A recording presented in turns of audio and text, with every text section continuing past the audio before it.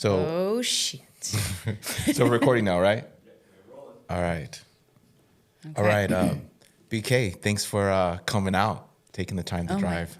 Oh, you're so welcome. It's a pleasure to be here. I haven't seen you in so long, so this is Yeah, great. yeah. The social media, even though you see people on social media, it's not the same. it's not the same. When was the last time we seen each other? Probably when I was competing, 2018, Jeez. around that time frame. Jeez, yeah. That was the last yeah. time I actually competed. Yeah, it's been that long. It's been 5 years. Are you serious? Yeah, I don't. Yeah, think- because we have corresponded. And you've done photos and everything for me, but Yeah. you've never. I didn't see you. I would mail you Oh, stuff. right, for Flavor Republic. Yeah. Yeah. And that was even before 2018. I think that was more like 2017. I believe. I think even after that, I did my last show in the Philippines. Oh yeah. Yeah, and so it's been a while. So it's been at least 5 years. What's up?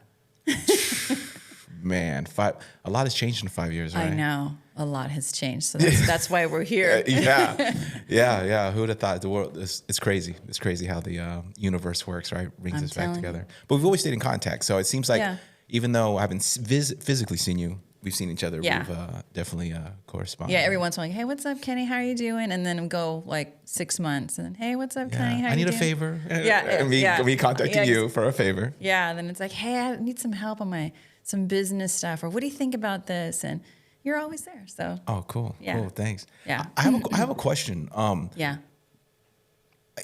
I know you mentioned this several times, but I really don't know a lot about it, even though I know you. Is that what kind of engineer were you? You were an engineer, right? Yeah. I worked in aerospace for literally almost 20 years. So I, have my bachelor's degree in environmental health, and then I got my master's in occupational and in environmental health. And so what I basically did was we helped keep our workforce safe. So when I worked in aerospace, when I share that, I would help protect our workers with from chemical exposure or from mechanical exposure risk and things like that. And then we also help to do things to keep the hardware. So we help, we put satellites into orbit. So we had to make sure everything was just on par with regulations, making sure we weren't contaminating the environment, and then also keeping our workers safe. So I guess in general it would be like a worker, kind of like worker and worker safety engineer. That makes sense. Yeah. Yeah. Yeah. 20 years. I'm guessing you liked it, or? Yeah. It's funny because at first when I was going to school, I fell in love with epidemiology. Who doesn't? Study. Who doesn't, right? Yeah, I fell in love with it, and then shut up.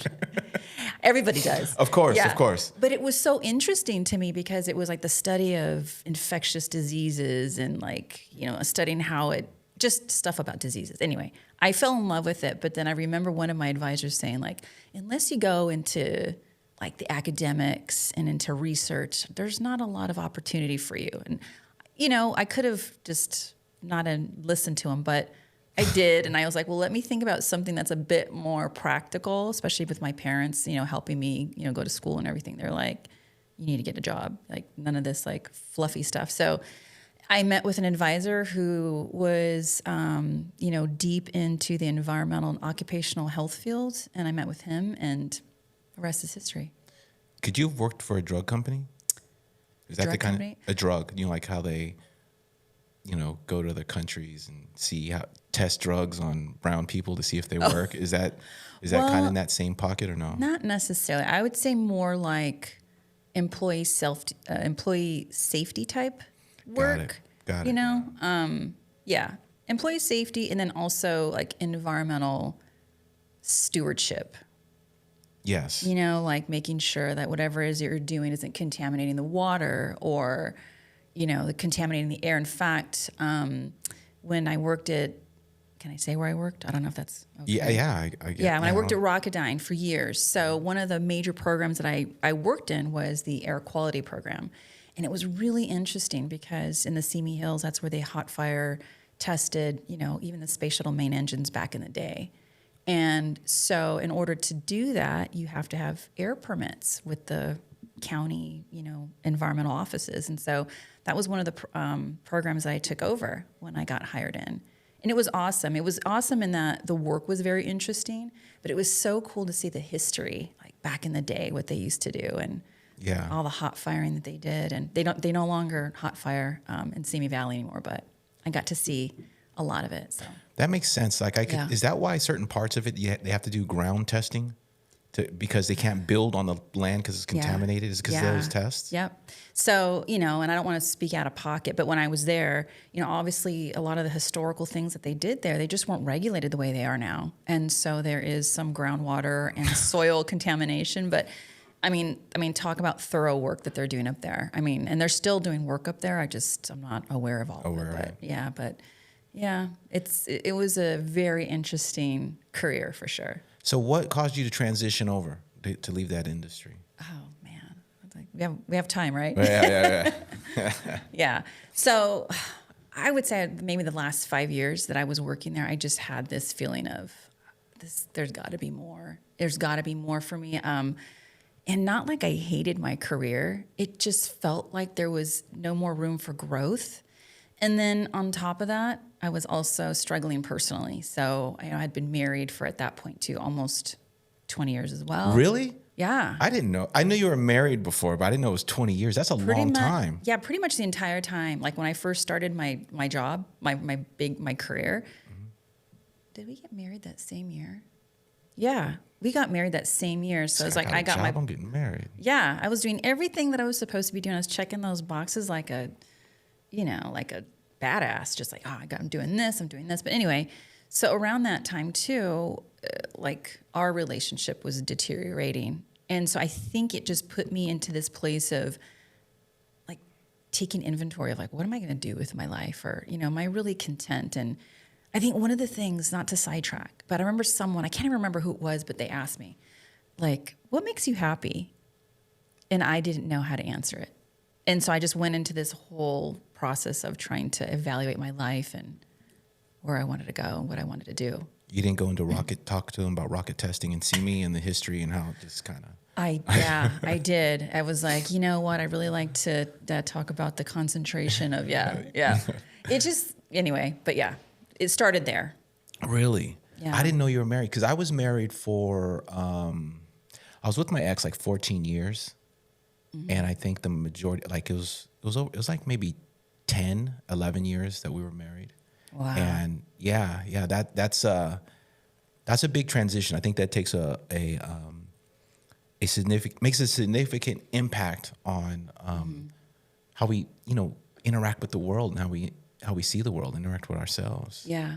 And we actually, I don't know if you guys did when you felt like things were getting a little rough, if you were going to counseling or started counseling at all, because we did that. We did it actually, I remember we went to counseling early on. I think it was like maybe 2-3 years in, which I think in hindsight it was needed because I had never lived with anyone before. He had never lived with anyone before. And then all of a sudden we're married and living together and figuring all that out. So we went to counseling kind of early in our marriage. And then that seemed to kind of help some things. And then later on, because like we were married, we had our son like 8, we were married already 8 years. So yeah, it was around that time frame where we started going to counseling again and getting more like intensive help. And we did that for maybe two years.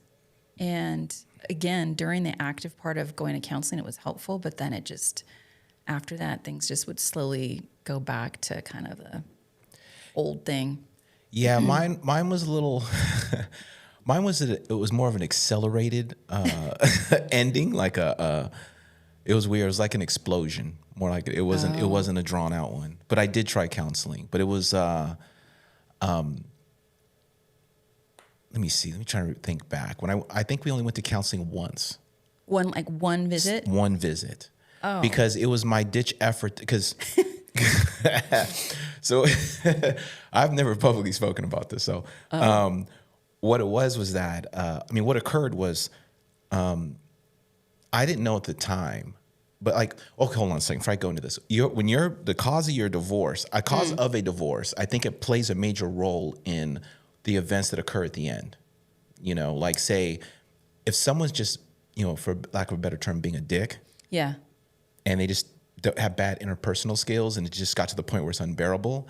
That's a different type of divorce than someone who's like, say, having a long-term affair. Okay. You know what I'm saying? Yeah. Like, so my ex-wife was having the wife at the time was having a long-term affair, but I had no idea. Oh, okay. I had no idea. I sensed it and I said something, but usually, no one who's going to admit that? It takes guts to admit that they're cheating. How long? Can I ask? Like, how long? Ask whatever you want. Yeah. Right, Hey, listen, I'm an open book. Yeah. Even though I haven't went to depth about this, I'm an open book of the events. All I could do is guess. And I think I picked up on it pretty quick because the type of relationship my ex-wife and I had, we were always around each other. Even when she was in medical school, we moved right next to the medical school. So she was able to come home. Right. Really didn't have to spend overnights there. I think the longest we'd ever been apart for, say, 9 years. We were married 11 years. Okay.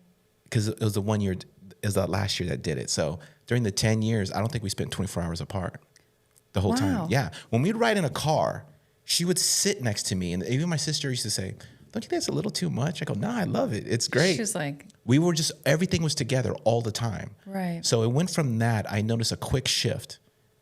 And not that I'm very, I don't check phones. If I got to check your phone, look through your social media, we don't need to be together. Yeah. So I didn't go through that. And so, I mean, to get to the point is that there was a shift, and I go, hey, and the shift was, believe it or not, when I was watching TV, she no longer sat up on me. She started sitting like on the other side of the couch. Yeah. And I picked up on it quick. I was like, for sure. I go, hey, what's going on? And she gaslighted. I didn't know what gaslighting was back then. When you don't know what gaslighting is, she put it on you. oh yeah, dude, you're blind. You're blind. Yeah. It's like someone. It's like, especially when you're in love too. It's like a blind spot you don't see. Yeah. So she's like, no, Kenny. I think it's it's a whole nother issue, but childhood crap. She's like, it's your childhood traumas coming up. You need to go to therapy. You're tripping. There's nothing wrong. So I went, and then I was like, So it's your fault. yeah. I'm in there like going, hey, you know what? I'm being paranoid. I'm being rough on my wife. And I'm thinking, and the therapist was like listening to my story, and she was like, dude, you've been spoiling your wife. And I was like, no. It's me. She doesn't want to, And then finally, in a last ditch effort, like she started coming home at night, which was crazy. And so the answer, sorry, I didn't mean to go long winded on this. Okay. Like I'm the guest. Yeah. But we went to counseling. I said, let's go to counseling. And she's raised a Christian, and her dad's a pastor. And I go, let's go to this church. They have free counseling there. And she goes, I don't want nothing to do with God. I want to go. And I said, I was like, what? So I was like, like your ass is on your own. Yeah. I was like, no, let's find a counselor. I go to the counselor and we sit down. I vividly remember this and we'll get to your story. I'm sorry, but I vividly remember this. I'm sitting there and I'm looking across the couch at her, and the therapist is like, okay, Kenny, you set this up and tell us what. I was like, I don't know what's going on with my marriage. I love my wife. She literally just got my name tattooed on it like 12 months prior. Big letters, like no joke. Just I dedicated herself to me. It's a lot. It's just rededicated herself. Bought me a new wedding ring. It was crazy, and I was like, I remember thinking, how did I end up here? How did we get here? Yeah. So I'm like turning to her, and I was like, I love my wife. I want to save my marriage. So whatever I need to change in me, please give me the tools. Right. And then so my wife they go, how about you? And she, I'll keep her nameless.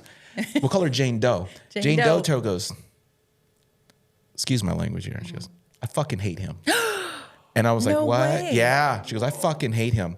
He tricked me into marrying him. I didn't want to marry him. He knew that I was young and just wanted to get out of my house and this. And I was like, and she goes, I've never loved him. And I don't even know why. And I never loved him. And she said, I just went on this rant, dude. And my friend described it well. It's like someone scooping out your heart with a dull spoon. It's like, argh. I was like I you felt had like no idea. And I was like, who the hell is this? Right? And then the therapist literally turned and goes, then why are you here? And she goes, I don't know. And that was our one and only session. And we walked out, got in our separate cars. So that's why, I'm thinking, why one session, right? Like, okay, I get it why there was one session now. Yeah. And shit, I had no idea. Yeah, and then we went separate ways. Not separate ways. She literally came. No, she didn't even come home that night. I don't know where she was going. So after that, you didn't see her again? Well, no, she wasn't coming home regularly. Oh. She wasn't coming home regularly. And I thought like, and she would come home and go, oh, I had to stay after at work. Because she worked in the hospital, you know, and her occupation, some people do stay overnight, but we live right by the damn hospital, you know, but she wasn't staying overnight. So, but sorry. That's okay. Back to you. I'm like, well, how can I compete with that story? No, dude. Mine's it gets worse. Oh, it does? Oh yeah. But to get back to you, I tried the dynamics of counseling is different when that's cheating counseling. There's no hope. It's a dead end road, you know. The counseling with yours, I'm assuming you guys went in and were like, give us the tools we need. Yeah, I would say, you know, that's really interesting you put it that way. Because I think initially we went in wanting to learn tools, because I remember specifically, I mean, to say that we had to work on communication is so general. I think most people can say like, I need to work on my communication. But for us, it was specifically like we had a young son. I worked, you know, an hour away. You know, he worked nearby, but, you know, we had busy lives and we're trying to like put all this together. And so what was happening was he would just like randomly just drop shit on me all the time. Like, I need to go over here. I need to do this. And I'm an hour away. You know, my son is not only an hour away from our house, or I have to drive home to our house is an hour. Then if I had to go get my son, if he couldn't, that was like another 30 minutes. So for me, you know, working out in the valley at the time, if he'd said, hey, you know, I can't make it to XYZ time, you know, he would just drop shit like that. I mean, that's just minor, but there's like, I can go into a gazillion other examples of how he would just drop shit on me all the time. So one of the things in counseling was our counselor had us like create this calendar, this ugly ass, you know, and I'm not like bougie or anything, but that's why we're here today. But that's another story. Actually, yeah, that's right. I'm kidding. That's right. Yeah, I don't drive. It's an inside joke. Yeah, yeah, we could talk about that. But no. So anyway, on our refrigerator, we had this like whiteboard on the side, like literally those whiteboards, like with the grease pen or whatever, those that you can erase. The ugliest ass thing. But this is what the counselor had us come up with to basically put our schedules in front of each other so we wouldn't like drop shit on each other, right? So that was just one of the tools that we came up with. So I had this ugly ass calendar on the side of my refrigerator, and I'd put stuff on there for the week, whatever. And I remember getting up one morning, I think it was like a Sunday morning or something, get up, and all of a sudden there's like this line, like for 2 weeks, just like etched out, like, I'm gonna be gone. And I was like, what the actual fuck? You know, like, this calendar's supposed to help us, like give us, you know, some advance notice. This is like literally the next day he's flying out. It was for work, but then he had added like, I don't know, I think like 5 days, like personal time. Like so it's a job, right? He's like, yeah. And it was like, anyway, I know this sounds kind of minor in the grand scheme of things, but that was the type of stuff that would happen to me over and over and over. And so in our counseling, yeah, we were learning these like skill set, but it got to the point where it was like, we're doing all these things, but, and I don't want to put blame on him because I know I had my own, his ass. You know, right?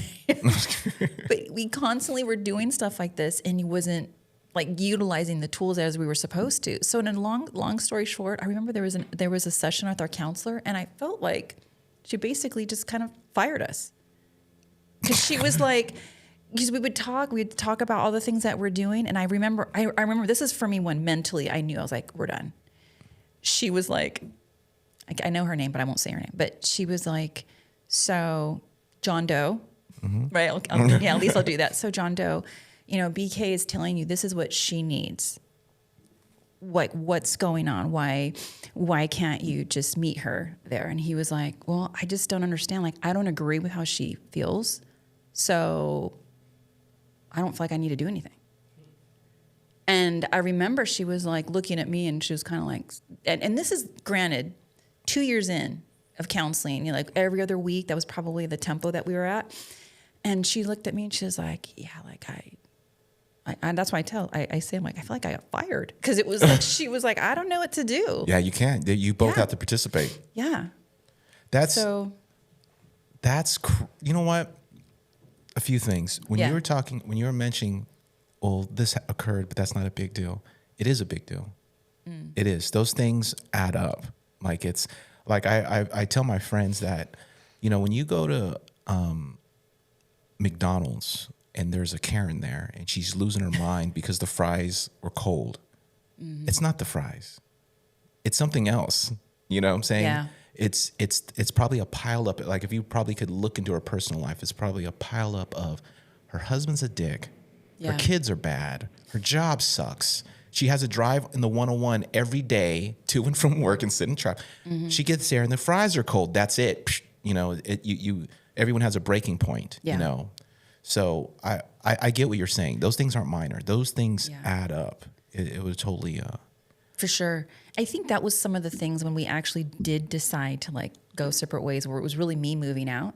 yeah. I think that's also why it took so long, because I was constantly, like, I was feeling a certain way. I knew that we were deteriorating as a couple. I knew that my son was seeing this happen, and I was well aware of the fact that that wasn't the kind of example that I wanted him to grow up with. But it was like constantly trying to weigh, okay, well, what's worse, divorcing or seeing him, you know, seeing his parents not being like the loving parents that I envisioned that, you know, we would be for him.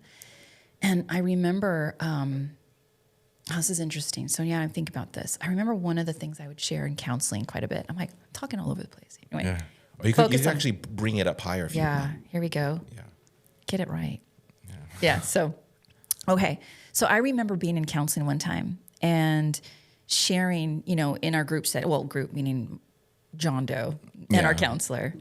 Yeah. Counselor. And she said, we're kind of talking about everything. And I remember sharing, saying, you know, I feel like I know that we need to work on our communication, but I feel like I'm in this room and I could be screaming at the top of my lungs and he's not hearing me. Like, I feel so frustrated. Like, it doesn't matter what I do to really get him I can't get him to hear me. And that's really frustrating for me. And so, like, at home, then how that kind of played out is when we would try to talk, right, without the aid of a counselor, like a referee. Like I used to call her like our referee. It was really difficult, and I used to feel like I'd have to go extreme to get him to pay attention to what I was not just saying, but like what I was feeling. And I remember sharing with him, saying like, you know, this isn't like a healthy household. Like, one of us needs to. It seems at this point, one of us needs to get out so we can either kind of understand and get some bearings, get like a perspective of what the hell's going on. And I remember he just talking to me and saying like, he just like dug his heels in. He was like, well, I'm not going anywhere. Like, if anyone's going to go, it's going to be you. It's going to be you. And I really believe that he thought that because he knows how much I love our son, that I would never do that. Like, I would never be the one to leave. Yeah. Yeah. And then finally one day I did. And that's like, man. I bet it shocked him, right? Shocked. Yeah. Yeah, absolutely. Absolutely. That's when you went to counseling, did they give you those little tips like, when you talk, don't like make pointed statements. You say statements like, I feel that. Did you do all that? In the sessions, yeah. But then at home, it was like, man, I was like through the. Oh, you didn't do it? Well, I was trying to save my marriage, dude. Like it was going to kill me. I was like, I feel that. I mean, I doesn't think matter. it's been so long, but I believe we tried. But when things would start to get heated, I mean, it was not good. Do you think he was always like that, and you just kind of got to the point where you couldn't take it no more after 20 years, or he became that way over time? I think he was always that way. And I actually will share another tip, or not tip, something I learned Words in of counseling. wisdom? Oh my God. You know, we have, I think as women, and men too, we have to learn to really trust our gut, and we notice certain things about people, whether you're able to, I think, effectively, or maybe like, effectively address it, I think is one thing. But a lot of us are, I don't know, we think like we want to think the best of other people, especially if we're with them, want to give the benefit of the doubt. But here's another thing that the same counselor, so again, I said we were with her, we were working with her for 2 years. And another thing that came out, it's like, oh my God, but was that my ex had a hard time basically giving other, like, women that equal kind of balance. Like, he had no problem with other men, like, valuing what they had to say. But with women, it was less. And how it came out was we were talking about our work at one time, like kind of our work environment. Yeah. And he was sharing how, you know, because he, you know, where he worked, there was not a lot of women, but the few that were there, he didn't have like that level of kind of the same level of respect for them versus what he had for like his male coworkers. And so it actually came to this, we had this conversation about is it possible that so when BK talks to you, that's why you're not able to, or you're not willing to, whatever, to accept what she has to say is like just as much value as if, let's say, like your brother was sharing it. And he agreed with her. Yeah. And so it was really hard for me to hear that. I was like, what the? Yeah, that hurts. Yeah. And does it even makes you, I would guess that it would even make you reevaluate, like, how did I end up 20 years with someone who thinks this way? Right? Totally. That's love. Love will do that to you. Like, I believe that I'm very good at reading people, but when I fall in love or have emotions, I'm blind. Yeah. I'm going completely over what you say. Yeah. So I'm sad to admit, but as in this stage of my life, I'm learning those skills now. That crazy. Yeah. They should teach this in school. When you go to high school, right? They should teach you, with math, you should learn interpersonal skills, emotional intelligence, and things like that, because that is the hardest thing to navigate. Because if you learn emotional skills and interpersonal skills, you'll be able to perform better at jobs. You'll have better friendships, relationships. But that skill is lacking. They just teach us, math, English, PE, and things like that. It would even actually help us deal with authority. Like, as I used to be a teacher, some kids, public school, they have a problem with authority. They don't. They view the teacher as beneath them, almost like I wouldn't even say a waiter, because a waiter's not beneath you, but we're serving them and, Really? kiss their butt. Yeah. Wow. Yeah. What's crazy, though, is interesting. The last time I taught at a school in East LA, majority Hispanic. Those kids, their parents teach manners, dude. Like, they even say, like, when they didn't even know my name, they go, "Excuse me, mister." And like, everything's very respectful, which was completely... But their family brought the traditions, I guess, of Mexico culture, because they're like first generation here with them. But one thing too about counseling, to take it back to counseling. Yeah. One thing that I learned, I don't know if this is science. I don't know in counseling if there's there's no hard, fast rules in counseling. I don't think so, because one counselor could tell you one thing and another could tell you something else. But one thing that I believe is true is that you should never go to couples counseling. Really? Yeah. If you're having a problem with your marriage, it's two people with individual problems. Okay. So each person should go to individual counselors and deal with their crap. Like your John Doe, your ex. There's nothing you could have offered or your therapist could have offered in counseling to fix his problem. He needed to go and work on him. Like, True. Yes. So you would have been there for 4 years, 5 years, 10 years, until he's able to sit down and face himself and look internally. It would have nothing would have repaired. Yeah. So that's the kind of philosophy I think. Like, if I've changed. I've thought I'd never get married again, but probably in the last few months, I've realized I love companionship and I would love to be married. It's scary as hell. Right. You can get your guts ripped out of you. It's weird. There's like a spiritual connection. Would you agree with that? In marriage, for sure. Yeah. Or just companionship in general. Yeah. Yeah. There's another, I don't know if I believe in this, but some people talk about soul ties. I don't know if you heard of that. A little bit. Yeah, me too. I don't know what it is. Never mind. I want to speak about, but Yeah. it has something to do with just being connected with another person. Yeah. And I like being connected with another person. The problem is getting connected to the wrong damn person. You know what I'm saying? Yeah. Like, it's brutal. Like, when you decided to make that decision, like, it's over. When that clocked in your head, When the relationship is done. we're done. Yeah, It's a yeah. wrap. What did that do to you psychologically? Oh, fucked me up. It was like, oh gosh. I think when I really felt like we were done. I don't know if I shared this story with There's you. done and there's done. Right. Okay. Like I was moving out, because I think what happened was So he wasn't going to leave. He was sticking to his guns. He dug his heels in, and it was just getting to be such a toxic environment that, I started looking for places. And even then I remember, and this is like one of the worst memories that I have is etched in my mind, was when we collectively, like he and I, sat down with our son and told him that we were separating. It was brutal. So I didn't even have like my own place yet. We just knew that it was going to happen. But I still think that in his mind, he didn't believe I would actually go through with it. And I remember I was working in the Valley, and I had to go to like the local bank, like a branch nearby the office, because I had to go put the the deposit and everything down. I had to do it like through my bank directly to my new landlord's bank account, right? And I remember I went to go do that on my lunch, and I did it. I remember walking out the door and I didn't even make it to my car, and I was bawling, just crying. I'm like, oh my God. And I sat in my car for at least 20 minutes because I was thinking, my ass, I have to go back to work. And I did not feel like I could even think straight. So when you asked me like what it did to you mentally, it felt like everything that I was about was gone. Like, just like that. Yeah. It was just gone.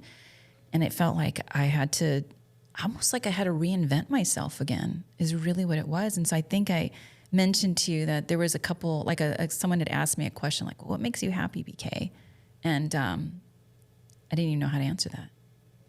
You know, it was like, I was just so used to defining myself, I think, by just things like, you know, BK went to school, which was all good. This is all good stuff. You know, I went to school, I got a great job, and I have a great career, and I'm married, and we have a house, and we have this amazing son. Like, those were all really good things, but there was really nothing. I don't say, gosh, I can't say that. Not like it was nothing in there for me, but I don't know how honest I was being with respect to was this person actually right for me, you know, or was it really just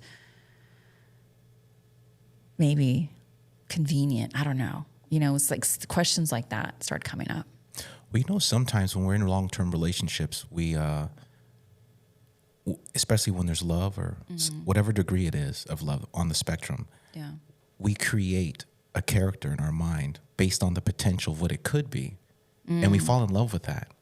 And then the reality of what they are is kind of just floating below that. And yeah, it's brutal, right? yeah, it's a brutal reality. It's, I could say that my done, which was against my will done, like it wasn't, you know, a mutual thing, was when my ex she started packing up suitcases. Instead of staying overnight, she would just pack up and leave for days and come back. Oh my God. Right? And Yeah. I was thinking, okay, this has to end. This has to end. And she used some excuse like, I'm just going through a lot. I'm having an emotional, psychological. I don't know why some people use this. I'm going through some personal psychological stuff that has nothing to do with you. Yeah. But I couldn't stop her from leaving. Like, hey, don't go, stay here. And I began to realize, like, even in a relationship, you cannot control another person. I never tried to. Yeah. But I was like, crap, she's just leaving. And she had left one time for 3 days, and she went to Vegas without me. I mean, you remember, we were so close together. And all of a sudden, She went to Vegas, and I was like, what the hell's going on? But she's not posting pictures with anyone, but obviously you don't go by yourself, you know, or you know what I'm saying? Or you, she might have had like some girlfriends there, but it wasn't a girl's thing. right? Yeah. Because they would have been in the pictures. Yeah, exactly. So I remember I came back, and because she works in the medical field, there's these events where like pharmaceutical companies want to attract you to prescribe their medications. Right. And so, Oh, no. Yeah. So I went to the event with her, and I noticed the body language was different. And one of her coworkers who works in the same department as her said, hey, Kenny, come here. And it was her and her husband. I go, what's up? And she was like, look, I know it's none of our business, but we're tired of seeing you. We can't bear to watch you look like a fool anymore. And he goes, your wife is disrespecting your marriage. And I go, and this is a coworker who works with her every day. And I go, disrespecting. She goes, Kenny, we see you come up. Because I would bring her meals throughout the day. I was like Mr. Mom, coddling and, supported her all through to get to the point that in that occupation, I worked hard and jobs and financial support, everything. And then I was showing up, bringing stuff and kissing her butt. Like, to me, she was like, when you love someone, they're the most beautiful thing that exists. And she told me that. And I was like, basically, they told me she was cheating. And they go, I go, really? And they go, yeah, she actually comes to some of these events with the guy. And acts like she doesn't, like she's not married. And so that's what you're saying. It had been going on for years. Oh, no, it wasn't years. Believe it or not, this all happened within, the behavior started, let's say, I can almost think of the month, probably in December. and I got told this in January. Yo. It ramped up like that quick, like Wow. fast. And so that happened. And this is literally God. She, that was told to me. So that was like a kick in the freaking soul, right? Yeah. And I'm like, oh my God, like I was like, thank you for telling me. This woman's actually still my friend on social media. You're friends with her now? No, not my ex. A friend who told Okay. her friend that dimed on her. Yeah, yeah. And they're like, you just look like, she goes, she's making you look like a fool. She, and she talks bad about you. They straight up told me she talks bad about you. We could tell you're a good person and blah, blah, blah. I'm not going to blow me up, but Yeah. So no joke. This is God. Like 4 days later, my ex's best friend, her road dog, her and her husband contacted me and goes, Kenny, she's cheating on you. And we didn't want to say anything. We didn't involve, but we actually had a dinner at our house the other day and she brought him as a guest. And I was like, what? And I was like, yeah. And at that point, it felt like, at first I was in shock. I was numb. Yeah. And I went and told her, get out. You gotta go. I kicked her out the house. I said, you gotta go. And it was like an out of body experience. Like I felt like I was no longer present in myself. Yeah. And did you feel that way? Like, did you feel like I'm almost like I'm doing what I normally do just based out of habit. I'm existing at this point. Like I'm so gutted. Totally. I would say a good solid year. It felt like that. You're going through the motions and just surviving. Yeah. You're just trying to get by. And it was interesting though too, because we had our son. So obviously, even though, we were done, I mean, we're not totally ever done, right? To this day, I'm dealing with his ass. But, at the time I remember as I should say, as time went on and some of the things that he was doing, it became more clear why I left too. Yeah, yeah. So, and it's interesting because now my son's now 19. So this, I guess it's been about 10 years. So I remember when we first split, and this is like the total toxic dynamic, what was going on. So my ex was basically going to my son, who's like 9, and crying to him about me. Like, so my son was like his shoulder to cry on. His new therapist, since he doesn't agree with the other therapist. So yes, exactly. Yeah, since we got fired. So like he would be telling my son like all these things. And I didn't hear it directly from my son, my poor kid. I heard it like through like third person, like people would make comments, whether it was like my mom or she might get wind of something, or my ex-mother-in-law might get wind of something, or sometimes my son wouldn't totally like disclose everything, but I just get enough from what he said. I was like, what the hell is going on? Like, what is John Doe feeding this kid, like what is he telling him? But he was basically like crying to him, like whether it was his financial woes or how sad he was. Wait, how old was your son? My son was 9 at the time. What the hell advice is he supposed to give? He was just, I don't know if he was just wanting to, he just felt like he was just being open and sharing how he was feeling. But what was happening then is then when I would get my son, because obviously we were splitting custody, right? I was then trying to compensate for that.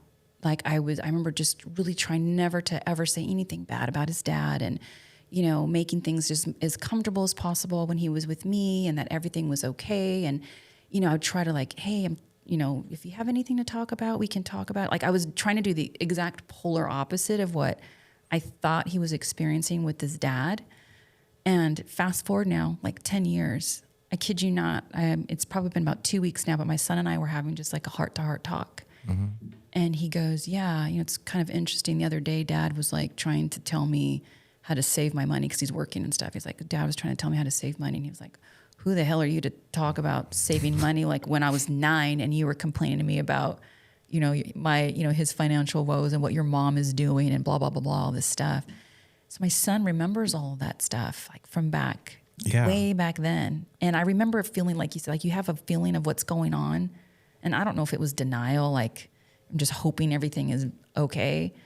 But my son was going through some like heavy shit too. And I thinking I was protecting him by, just making everything as like comfortable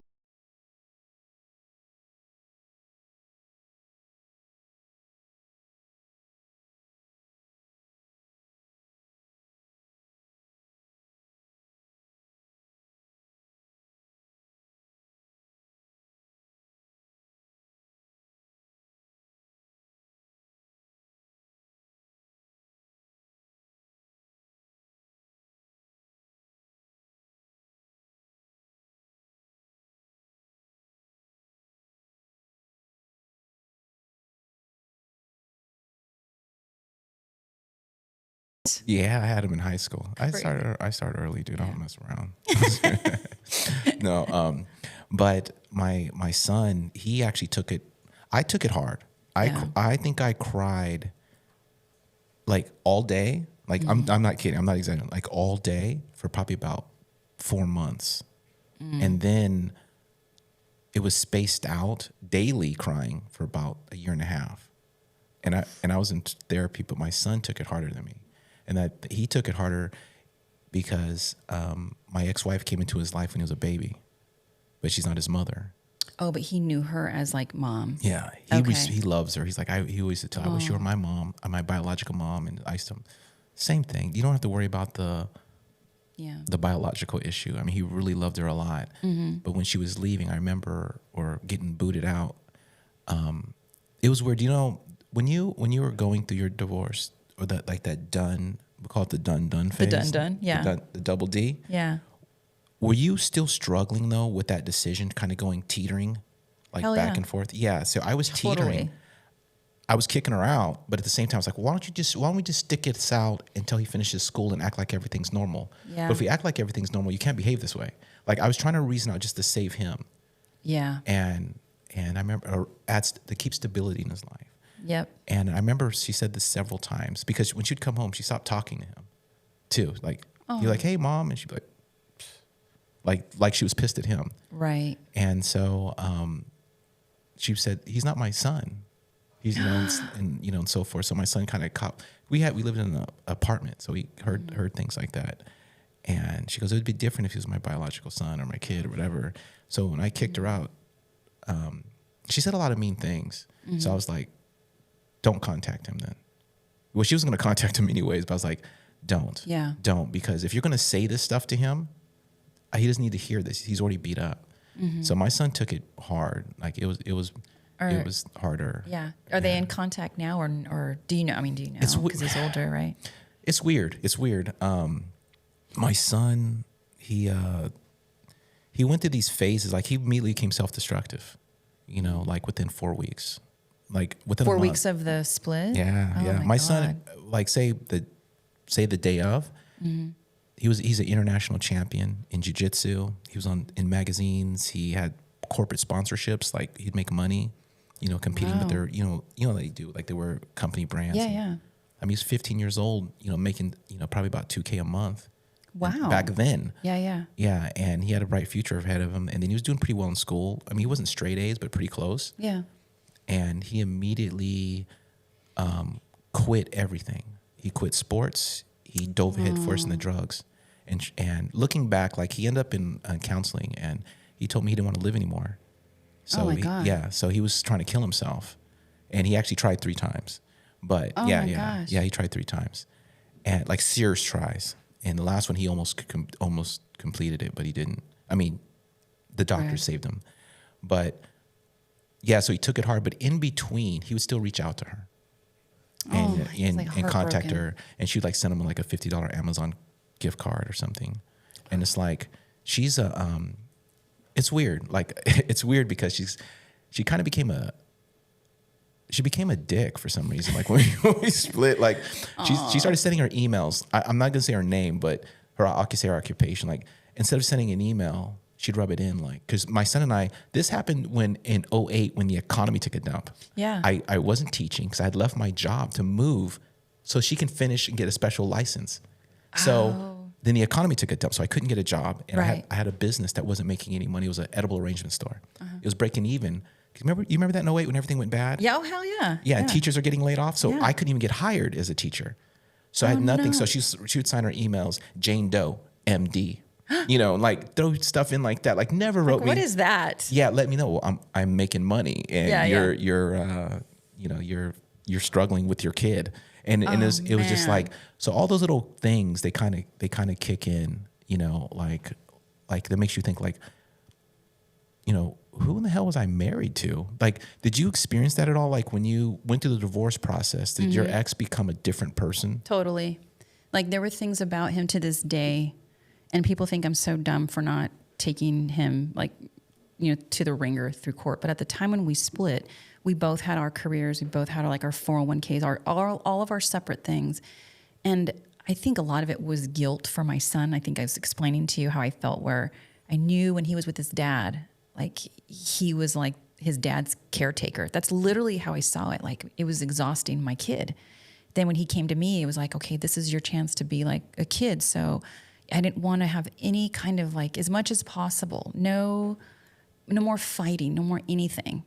So we basically just like with mediation was like, just keep everything separate. When at the time it was, our custody was 50-50. When he's with you, you know, you take care of all the expenses. When he's with his dad, he takes care of all the expenses.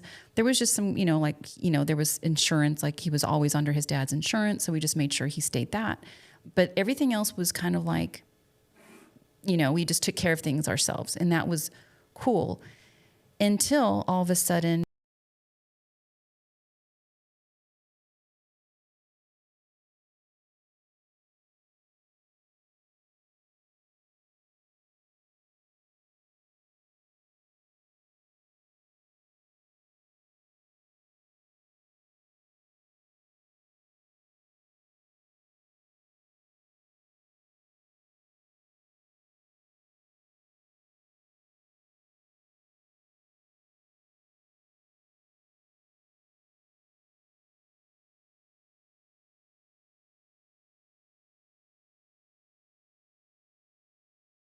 constant, almost daily fighting about the house and his finances. And then you can imagine what he was feeling my son as far as like telling him about all his. Your mom is causing these problems? Totally. Yeah, yes. So then we ended up selling the house, you know, and then, you know, so that he can then whatever, buy his own place or get something on his own. Because that was like the whole thing. He kept saying, hey, you know, if we sell the house, I can take my proceeds and then buy a little place for just me and Jake and whoops, me and my son. Yeah. Anyway, so that's a common name. Yeah. So we could, you know, set up, you know, and be fine, and it'll just be for me and him, and then we can start, you know, like building our life together. And lo and behold, really, he was seeing someone. She basically was there during the times when my son was supposed to be there with him. There was all this like tension. My son all of a sudden doesn't want to be there anymore. So now, fast forward, my son is with me 100% of the time. So doesn't want to be with his dad anymore. Well, so now that he's with me, you'd think that, okay, that then my ex would be helping us to help support. He hasn't done shit to this day. I mean, I could probably say in the whatever, okay, so at that point it wasn't the entire 10 years, but maybe 7 years of that, you know, Jake's been with me. I mean, it's out of the bag, but Jake's been with me. I don't know. Maybe he's giving like $1,000. And it's so crazy because I think of the fact you started with this, my long-winded answer is to your question of like, I just did not know who I married, because that I would not even for a like millisecond have thought that he would be such a dipshit when it came to taking care of his son. Now he, you know, from what I understand, it's like the new wife is like holds the purse strings and has to go through review. You know, any kind of whatever money that goes out, but that's just horseshit because that's his son. Yeah. You know? So, yeah. Yeah, I never understood that with men, like why some men don't take care of their kid. Yeah. I mean, that's one of the things that even though as a spouse, he was, you know, we didn't mesh, you know, as a dad, even though that there were some things that, you know, it was disappointing about him when we were splitting up and going through the divorce.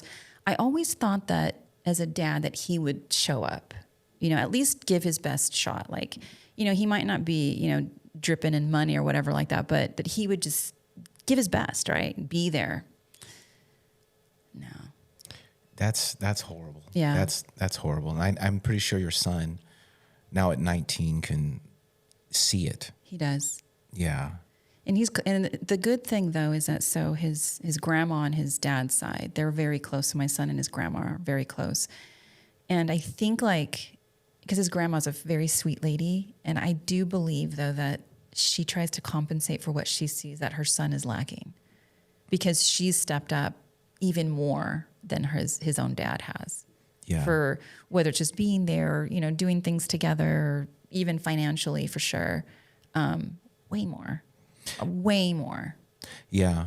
Yeah. And you know what? It's coming back to my mind about earlier when we talked about counseling, couples counseling.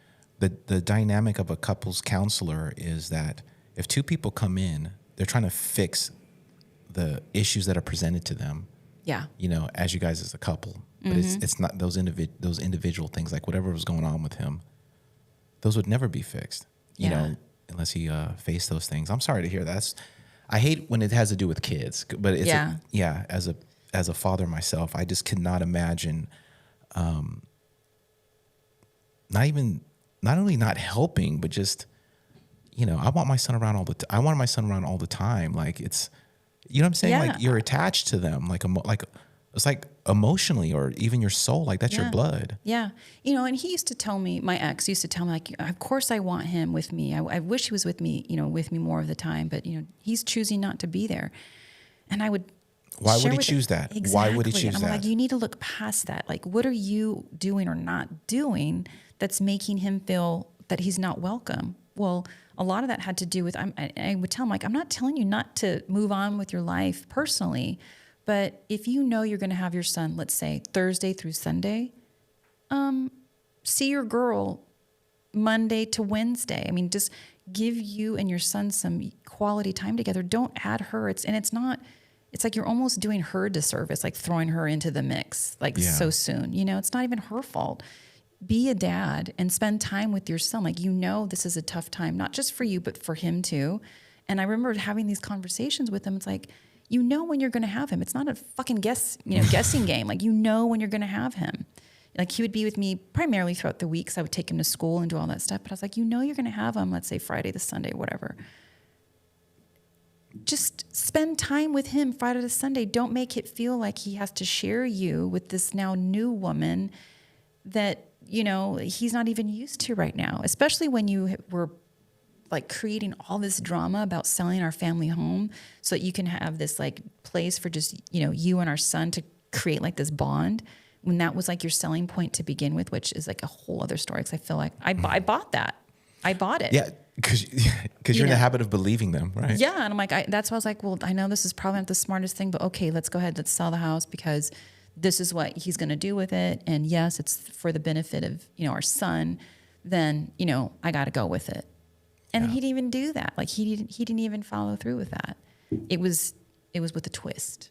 Yeah. It was with a twist. And it was I believe from my perspective, a very selfish twist that he couldn't at least just block off some time, well, for his son, for he and his son alone. I think you're being nice. I don't think it's a twist. It's manipulation. Yeah. He knows that he knew that, your son is like the most important thing in your world.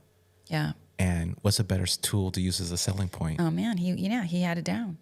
Yeah, yeah. Played me good. In fact, it wasn't until, man, look at me, like another ex. So I was dating someone, but we're no longer together. I feel you. But this is what was interesting, because he had what's so good about this is he had a very objective opinion when he saw all this shit going down, right? Because he wasn't, he cared for my son for sure, but he was not his dad, and he didn't really know my ex. He knew of him, so he didn't have a lot of emotional investment in it. But I remember when the whole thing about getting a car came into play, and you said it, you put it like you nail on the head about how he manipulated me. He tried doing that with the car. And so I'll share with you this. So my ex had a car that he was leasing, and it was like, it ended up being like a total like shit contract, whatever. And so when my son got old enough, he got his driver's license. He had told my son, you know what, when you get old enough, this can be your car, right? But there was no talk with me like about any of this, right? Like whether he was going to even have a car.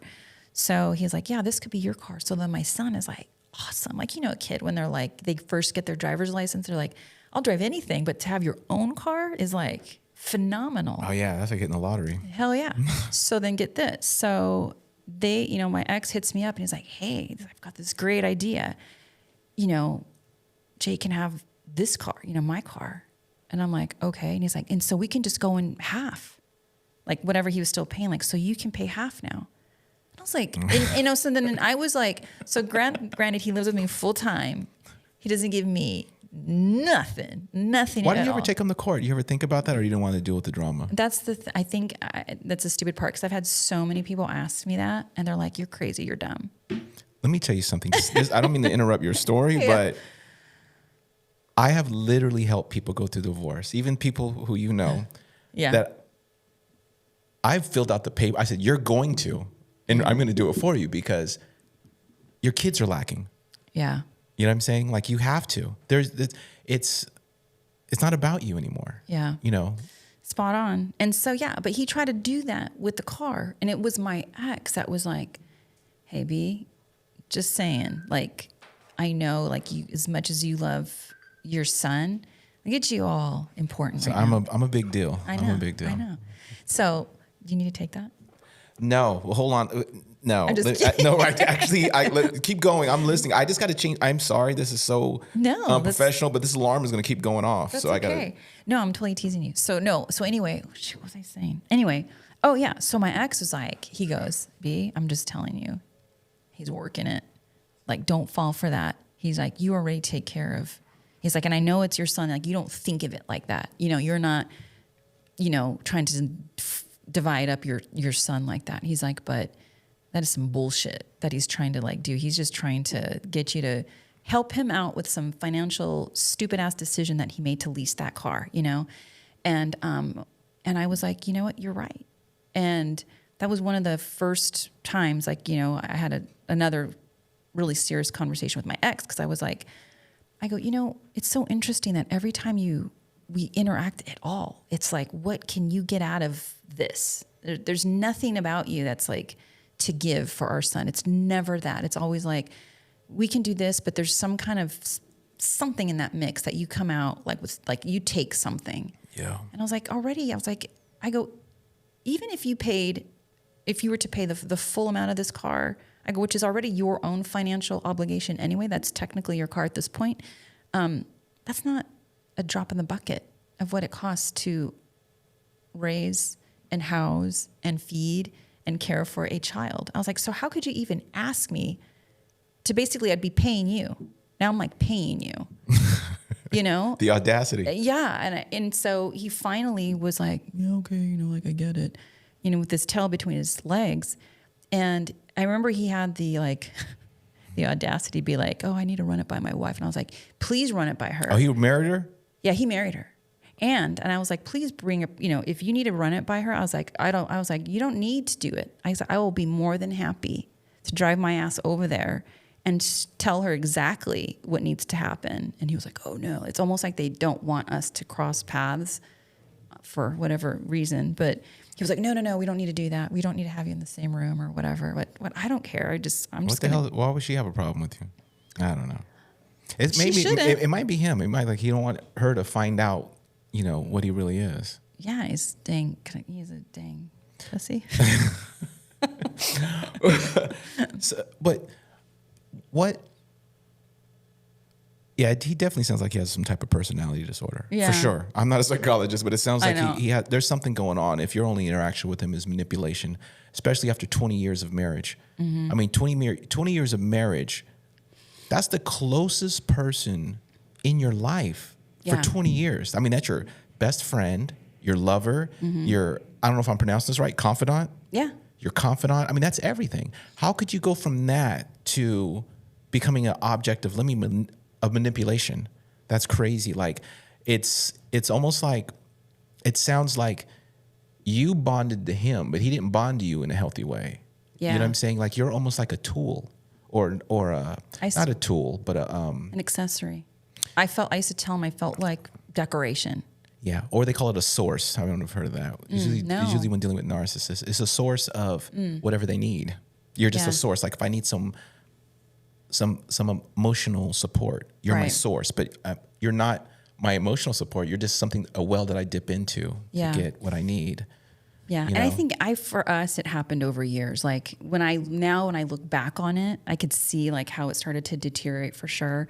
And it's not all his fault either. There's a lot of things that I know that I'm accountable for. And I got to the point, this is where I feel like, I'm accountable, is when I knew things were really like, coming apart. Yeah. And we had done some counseling, but I know that when I was really frustrated and felt like I wasn't getting what I wanted to, that I wasn't always the nicest and the most open and, you know what I mean? Like, and accepting of him either.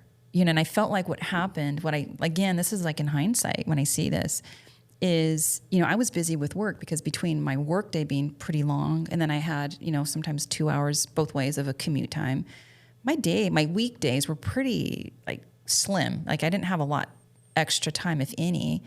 And so because I worked kind of like one direction away from home and he worked like the opposite direction, that's where like, he was closer to like pick up my son from school and stuff and like that at the time. He had a little bit more time, but he also then started doing things like, this is why for a while I was a little bit like almost bitter at the fact that he was, kind of like a Bible thumper, like all Christian. So I was a little bit bitter about this because he had this men's group that he'd go to frequently. Like it was, I think at least weekly, and they'd be together for hours, sometimes even more than once a week. And then he also was doing praying over his crazy ex, BK. Yeah, that bitch, she get her head straight. Yeah. That, and then he was also doing like he was an official, so he would do like swim meets, and so he was always busy. But I remember telling him too, I felt like it's like you're making yourself so busy to avoid us or to avoid me. That's what it started to feel like too from like my end. Yeah. And so when I started feeling that way too, then it was kind of like, well, it's not important to him. Why am I going to worry about it? So I started to like disconnect too. Yeah. So that happened over years. For sure. But yeah, I mean, I don't want to say, because I believe in God. I mean, I was brought up Catholic, I totally believe in God, but for so many years, because he was so, he's like kind of born again, or I shouldn't say kind of, he's born again. And he's very, very like vocal about it. And he was also very judgmental. Like it was almost like if I wanted to go like to a Catholic service, he was like, that ain't shit. Basically, it's not good enough. He used to tell me that I didn't have a close enough relationship with God, like all the time. But yet I would learn that, he was going to all these men's groups, and not to get into all that, but he was lying through his teeth at me at home and hiding shit and, all kinds of stuff, but he had the audacity to be like, yeah, I'm going to this men's group, holier than thou. And I was like, well, what do you talk to them about? You're freaking lying.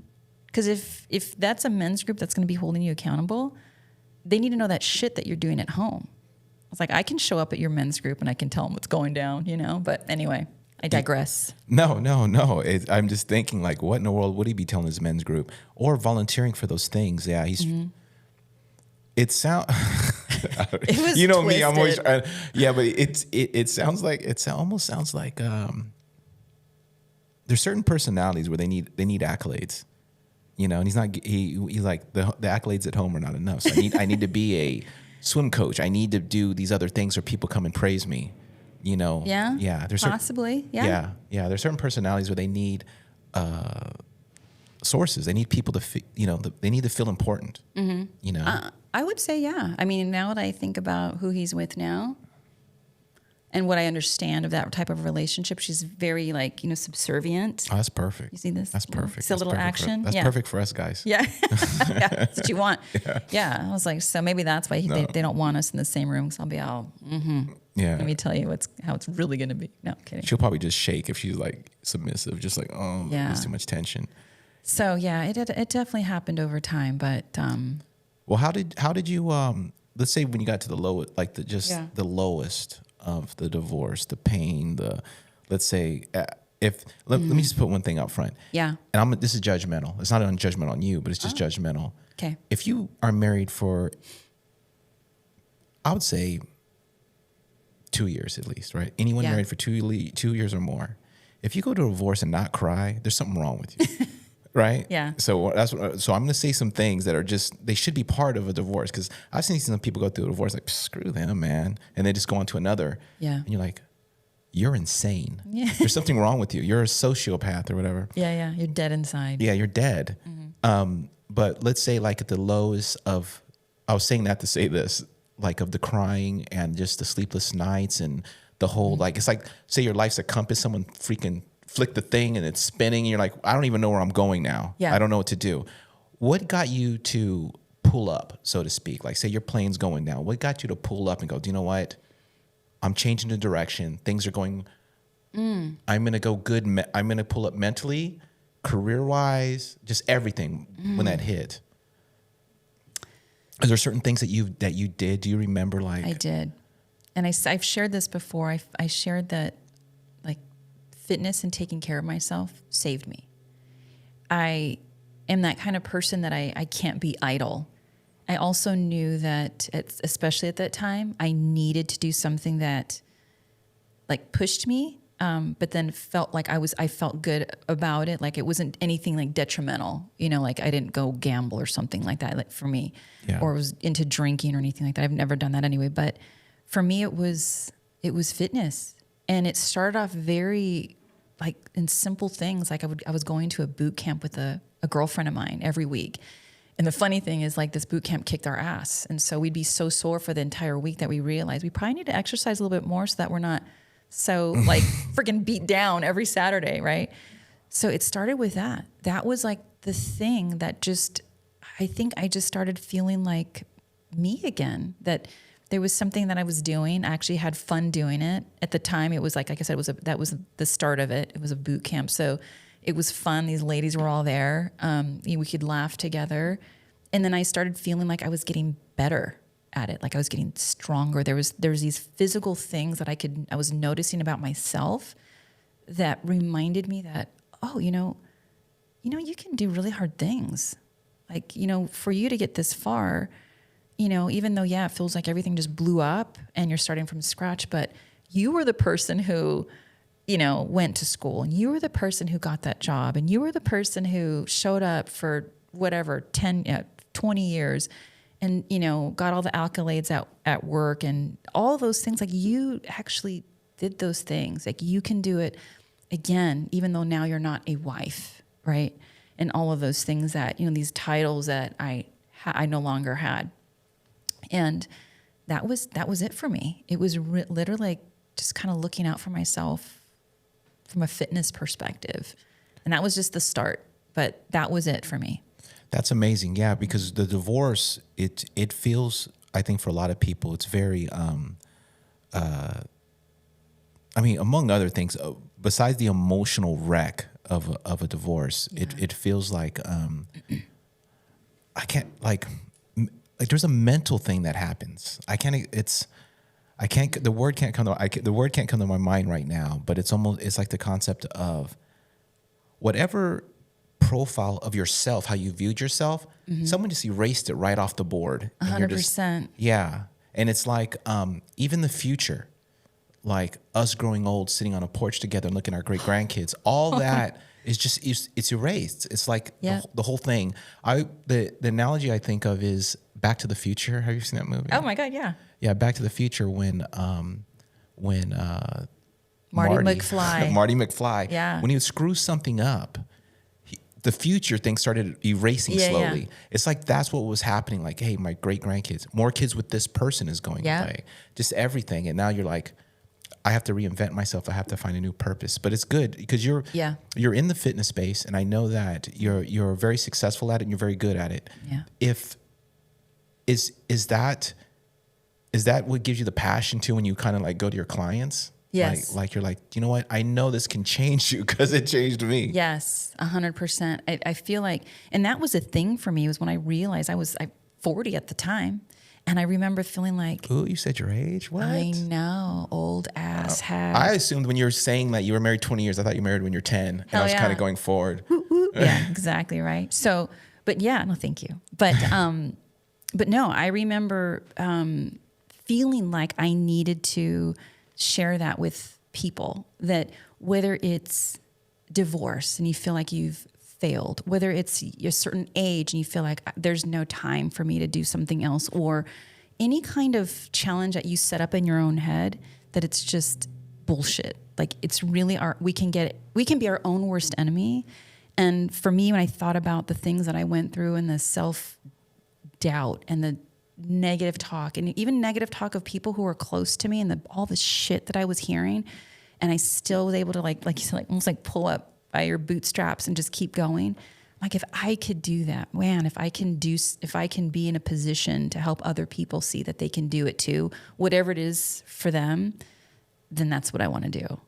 Because it was so just meaningful for me that all these doubts that even in my own head that I had, on top of, like I said, some of the people I thought were my most inner circle at the time, they weren't always the most supportive. And I, had to like push through that and just keep it moving. But you know what? I want to say, I got to tell you this story. I heard this last night from a friend of mine who's going through a horrible, it's not a divorce, but it's a long-term relationship breakup. Yeah. She's on our age group. I'm not going to disclose my age. Okay, I'm 20. Yeah. But she was telling me that she works in the same industry as you in fitness. Okay. And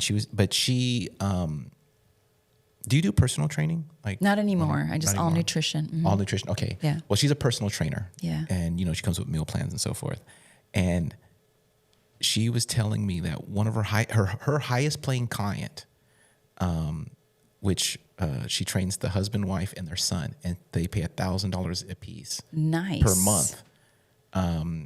Is very insensitive to her breakup. It's very insensitive to her breakup. So she was telling me that it's her highest paying client. Yeah. And she only trains them like 3 days a week and whatever. But the lady goes, "How you doing?" Asked her how she's doing. I'm trying to make sure I don't slip up and say her name. Right. Yeah. How you doing? And she goes, oh no. I'm just I'm taking it one day at a time. I'm still struggling with the breakup, but the lady goes, "You need to get over it." Oh. Yeah, she goes, "Listen, you could be sad for like a month, but after a month, there's no excuse. You need to get over it. You need to move on with your life. This is getting ridiculous. If this keeps coming up in our training sessions, I'm not going to train with you anymore. You're bringing me down." Yeah, I'm not bringing with you anymore. Oh my God. And I was like, people are cold-blooded, man. Like, dude, where's the empathy? None. Yeah, she told me this last night. And I was like, dude, that is. You could imagine, go back there mentally where you were broken, right? Yeah, and someone tells you that, and your occupation's on the line. If you're still sad, you can't get paid anymore. And I just thought that was so cold-blooded. That's man. But yeah, it's rough for sure. Yeah, but one thing too about fitness is there is a mind-body connection, right? Like if you work out and eat right, yeah, that heals the mind, right? 100%. There's that, and I think they talk about how when you work out and there's like that rush, the euphoric feeling that you get. It can be very addictive when you feel good working out, but there's a lot to it. We were even talking about it, I think the other day, like the whole gut-mind connection too, and we don't realize how important our gut health is. And so eating well and exercising and drinking enough water and getting enough sleep, that all ties into your gut health too, which ties into your immunity and how you feel and whether, you're feeling good about yourself or depressed or whatever, right?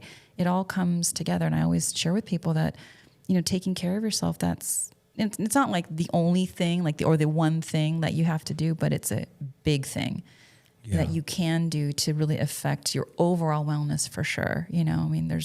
There's so much behind it, more than just aesthetically what you look like. There's so much more inside, with our mindset and working through hard things, and challenging and learning that. I think that was one thing with the bodybuilding part is that it really taught me he was kicking butt in the bodybuilding. Just you do not give up, right? Yeah. It's like there's that whole lesson in consistency and just putting your head down and just showing up every day. And it pays off. You went pro, right? I did. Yeah. And that was not even planned. And so that was for me where I was like, shit, if I could do this, I need to be sharing with people that they can get past their whatever it is, doubts that they have of themselves and go after their big dream. I was not planning to do that. That was not in the cards. That was not in your on your dream board? No, my vision board. Vision board. Yeah, it was not on the vision board at all. But when it started becoming this could be a possibility, I was like, well, shit, let me give it a try. And I went to my first national show. I remember, this was so fun. I wish someone had it on camera, but I remember I won my class. I don't know if you remember how they do this, but so you win your class. And so I won my pro card, right? And then at the end, they get all the class winners and then they vote for the overall. Overall, yes, right? yes. So we all had our pro cards already. This is like so funny, but I remember being up there, and the head judge was Steve Weinberger. He's still judging to this day. He does Olympian and stuff all the time. But I remember that. So the class winners were up there, and I remember, they had us doing like the comparisons, and then they must have told us to, like, exit stage left so they can make their decision. And I didn't hear it. I was still up there, front, like posing front what's pose. up? And then finally, like, Steve Weinberger goes like this. And I realized, I was like, oh shit, like everybody was off stage. I was just standing up there just as happy as can be because I couldn't fucking believe it. And I was like, oh shit. I was like, oh, nobody was there on stage. It was just me. So I walked off, and I didn't get the overall, but I got my pro card. How does it, Yeah. like, because, a divorce, it's very, damn it. The word was in my head. Now it just went away. You got to go like this. Like Steve Weimer, get off stage. Get off stage. Yeah, but, but from going from, like, the depths of, divorce and reinventing your life, then coming up and, like, how did it feel when you won your first show? Like, that whole thing, like. It was, man, it was just euphoric. It was like, it was more than just being happy. It was like validation that I still mattered, like, and maybe you can think about, well, you needed somebody else or some extra thing to, like, I don't know, make you feel like you were valid. But I don't know, for me, it was like it was a healthy thing. It was a healthy way to feel like I mattered again. It's an achievement. Yeah, it was an achievement. You set a goal. Yeah. And reached your goal. Yeah. And then, reach your goal, I think, is just being able to go to the competition. Yeah. But then you won. Yeah. Like, oh shit. I remember my very first show I did, and it was like, I believe it was in October. It was an October show, and I think it was like the Grand Prix. I think that was the name. It was a muscle contest in Culver City. Uh-huh. And I remember, I did like, I did the novice, I did the open, and then the masters category. And I cleaned up on all those categories, and I was not expecting it at all, but it was just amazing. I remember I came home with all these trophies and the fucking sword, the overall sword. And I was just like, this is amazing. But yeah, it was just this reminder that, oh yeah, you can do hard things. And, maybe it doesn't always turn out this way. Like you're going to sweep everything, but you can do hard things and actually set crazy goals for yourself. You can do it. So like you were thinking of, you made that comment about the Marty McFly, how all of a sudden, whatever you had in your mind or your ideas of life, and then you took a detour, something changed, and all of a sudden, like the picture of your future is like, going away. It's disintegrating. I kid you not. I remember going to a friend's house, and like over, like sometimes people have it on like a wall or over the fireplace. They have like all the family pictures over the years, like grandma, grandpa, brother, sister, cousins. There's like a shit ton of pictures everywhere. I remember seeing that and feeling like just like shit, that I wouldn't have, my wall wouldn't be like that. Yeah. Yeah. It was one of those moments. Like even years later, I felt like I had to go in the bathroom and just cry, like almost mourn that life that I had. Yeah. Yeah. Yeah. And you mentioned earlier, just so you know, guys, there's gonna be a block in the podcast because we got to reboot the memory on the thing. But because my ass talks too much. But we were talking about how it feels like a death, and I think that's something that everyone, I think universally that has a heart. Yeah. Not the people that I didn't mention my ex by name, but her dad was a pastor. Yeah. He's been married like 5 times. So whoa. Yeah, he hops from one to another. And I'm like, I don't even know if he cries in between. I have no idea. So I don't know if it feels like a death because for me, that death feeling that you were talking about while we were resetting things here, it's profound. It is very profound. But it's like, it's weird. Mm-hmm. It's a death, but I think it's worse than a death because you don't get the closure. If someone passes away, they're resting in peace or their story has ended. This person's story is going to continue and probably they're going to talk crap about you. And they're going to aggravate me. Yeah, they're going to actually turn it like a butterfly goes in a cocoon. They're going to come out. That's the death. They come out as a adversary. And just the rest of your life being for sure an adversary towards you. And I think another thing that we didn't talk about is with divorce is that it's not just the two of you. It's like the family, especially if you grow up with a close family. My family is really close. So my dad's Filipino, my mom's Italian, both from the homeland, right? And even though that all of our extended family, they're not all here in the States. I mean, I still have a ton of family in Italy and my family in the Philippines, but we're close. Like our unit here are very close knit family. And, you know, it was a fortunate thing. Like my mom and my ex's mom to this day are really good friends. And so that dynamic for a while changed because, you know, when we were going through the divorce, it felt like, for me, my perspective was that people were choosing sides. Like even people in my family, that happened to me. Felt like some people in my family, I felt like they were choosing sides and they weren't with me. Yeah, that hurts. It was, I went through about a year and a half where I don't want to say I didn't see my family, but I had to really distance myself from some members because it was really hurtful what was happening. And it was basically like I felt like shit already going through my divorce, but when I would see them, they would remind me how much pain they were going through because of the divorce. Yeah. And I couldn't like take it. Yeah. You know, I couldn't bear that. Like I knew how bad I was making everybody feel, let alone how shitty I felt. And so like to purposely be around them, it felt like it was self-destructive at that time. Like I was literally feeling like I was in survival mode and doing whatever I could to just, like you said, get through my day, get through work, you know, do my job at work, you know, be there for my son, and then just keep it moving. That's where I was for like a year for sure. Yeah.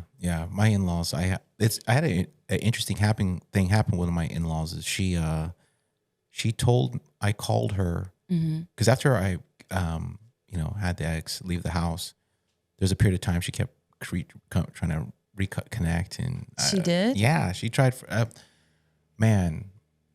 all different angles. She actually maybe for about a year. Oh she was, man. Yeah, but once you burned my son too, it's a wrap. You know, You can't do that. But I remember my sister-in-law was like, "Don't take her back."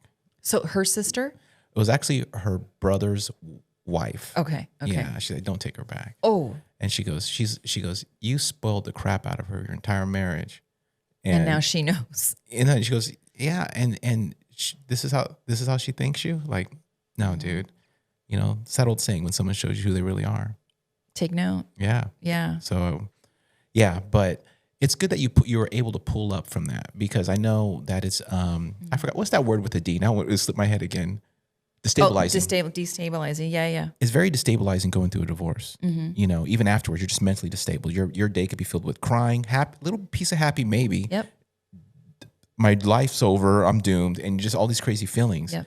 Some people have a problem pulling up. You know, they just kind of lose it. They maybe overeat or get into some type of addiction. Right. You know, and so forth. Like, it's good that you're able to find something. I believe that, you know, God, the universe, brought fitness to you, or at least highlighted it for you. Like, this is your path. And I think it was confirmed when you started winning competitions, then going pro. You know, like, just think, not a lot of women go pro. I mean, that's a very hard task. Yeah. So I think that's very commendable. Yeah. Thank you. Yeah. And it was like I said, it was a reminder for me that it's okay to go after hard things. You know, you can go after hard things, and they don't have to always work out a certain way.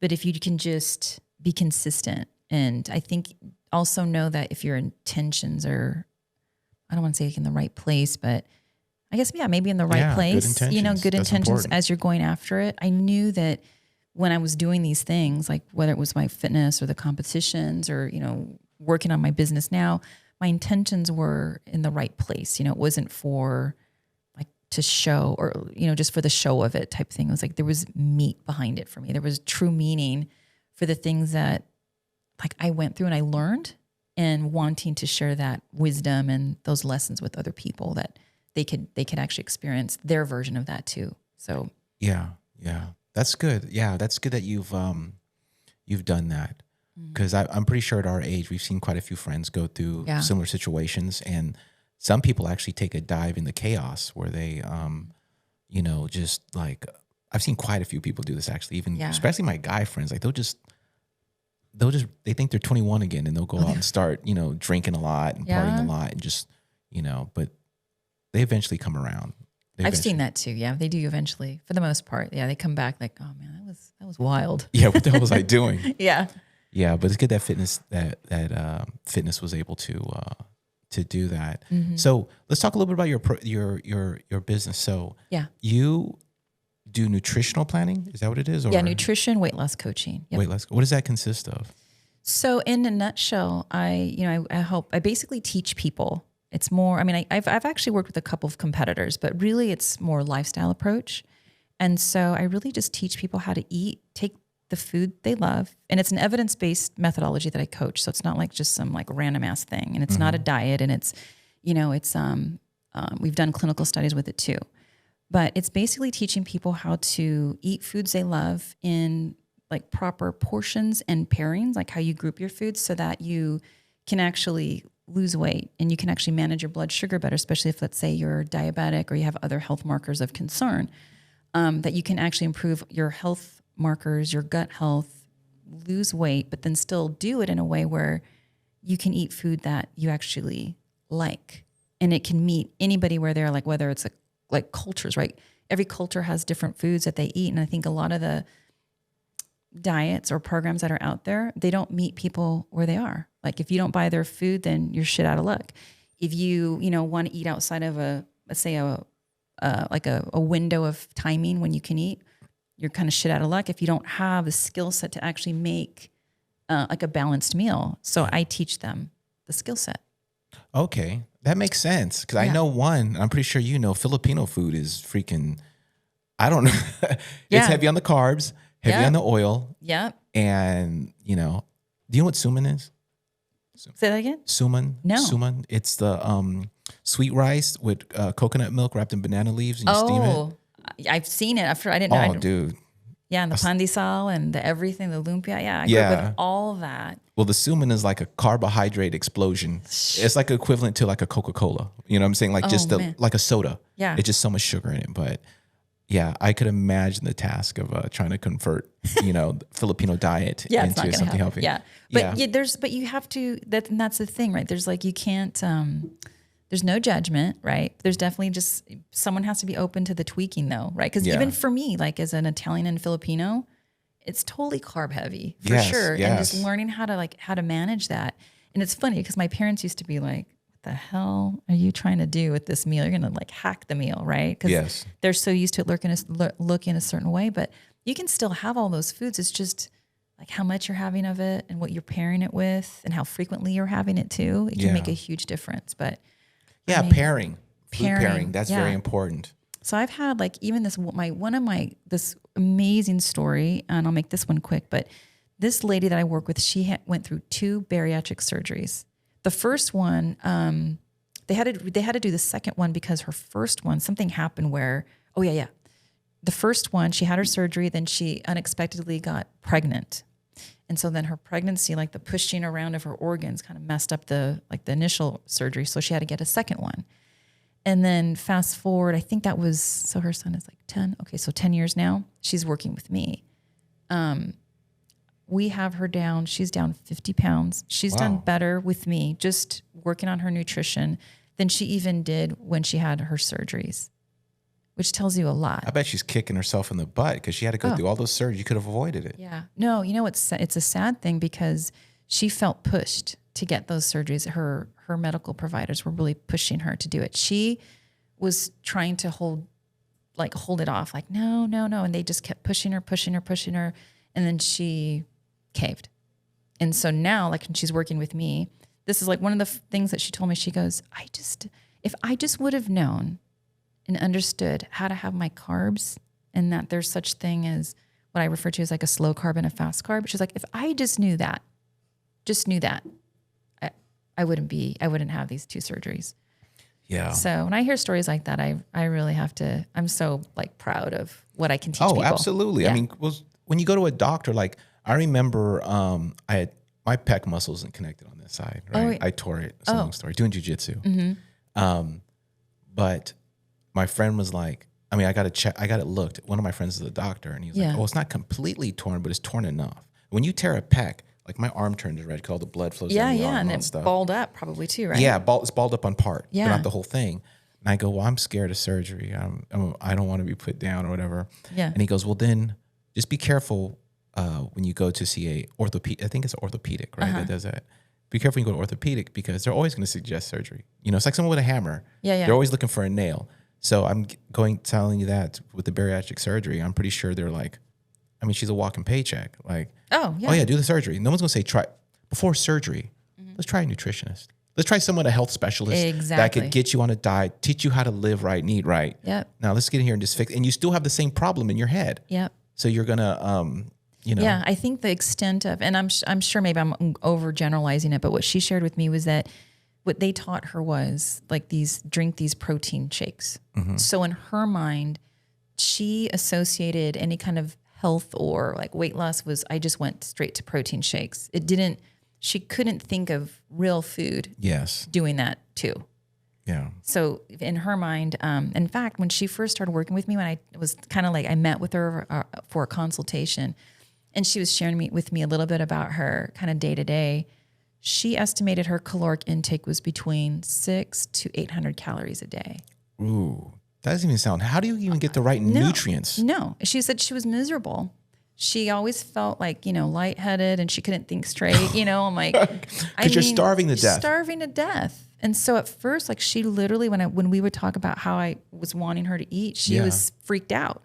She's like, this is a lot of food. You're going to send me back to surgery. Yeah. She's like, you're going to make me big. No. So, but yeah, she was like, this is crazy. You want me to eat all this food? And it wasn't even a lot of food. It was more normal of kind of intake an adult should be taking in.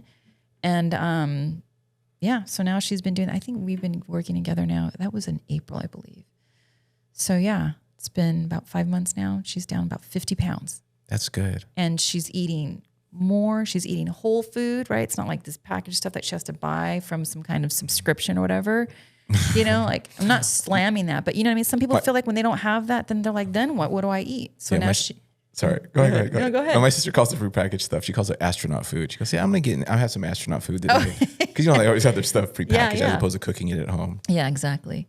But yeah, so she's doing great. That's cool. Amazing stuff. Yeah. If someone wants to learn more about what you have to offer and your programs and stuff, how can they find you? Well, they can find me. No, they can find me here on our podcast. No, they can actually find me online at barbarakris.com. So that's my website. Can you spell it just so no one gets confused? It's BARBARAKRIS.com. So that's my website. You can also find me on Instagram. So Instagram is I'm official Barbara Kris. So same thing. So official and then Barbara Kris, like I just spelled. Yep. So that's on Instagram. I guess that's about it. Those two, website, Instagram. Yeah, you can find me there. That's awesome. That's actually pretty inspirational about the woman though losing 50 pounds. Yeah. And speaking of podcasts, you never got back to me about the podcast idea I threw at you. Oh yeah. Relationship advice. I'm not gonna put you on the spot. There's no pressure, but it's in my head. I know. But and because we're running out of time, we have to run. But I wanted to thank you for coming out here and opening up your life and your heart, to everyone listening because. As you know, the purpose of this podcast is this is not a business venture. This is designed as a I don't want to say medium, but as a way of reaching out to people and giving them hope. And I'm hoping that what you shared today will resonate with someone and maybe they'll find their thing that'll help them pull up or maybe even reach out to you at barbarakris.com and learn about how fit, the program that you got on that changed your life. Yeah. Because I'm pretty sure someone divorced or heartbreak is going to be going through it as they listen to this. Yeah. And hopefully maybe your story or your resources will inspire them. So I just wanted to thank you for doing that. No, thank you so much. I appreciate you going through the trouble and setting this up as well, a little bit closer to home for me. So this was great. Anything for a diva. Right, anything that's right. For a diva. I know. No, I'm kidding. But no, thank you so much. I appreciate it. And I know I really believe that we can all benefit from each other's stories. And so we just have to kind of, I think, be open to sharing them. And I think the help will eventually come. Yeah, definitely. All right. Well, thank you. Thanks, Kenny.